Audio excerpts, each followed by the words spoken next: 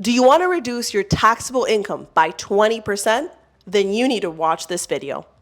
The Qualified Business Income Deduction. What is that? Hey taxpayers, Tiffany Gonzalez CPA here, and I want to talk to you about this amazing business deduction that is available for small business owners until 2025.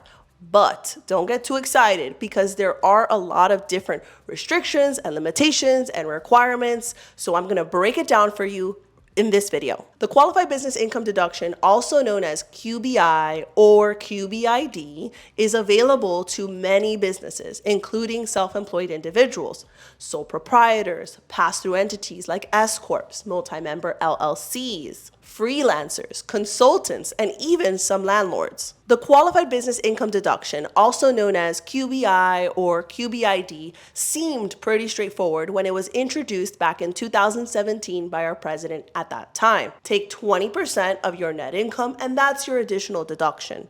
But it's not that easy.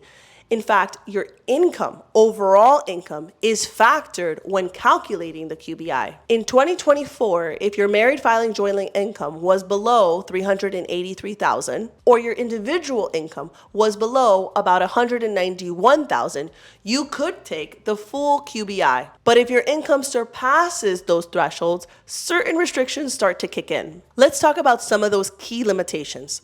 The first is how much you pay in W-2 and how much property your business owns start to get factored into the qualifications.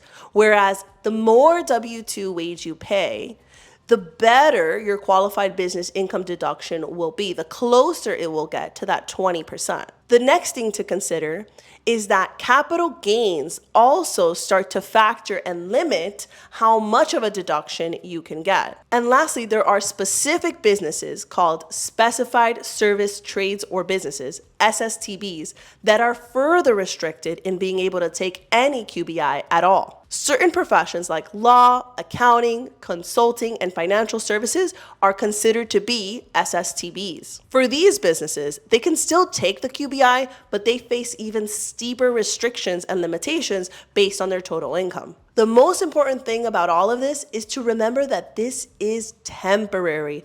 When it was introduced back in 2017, it was passed with the idea that it would expire, it would sunset at the end of 2025, meaning starting 2026, it would no longer be available.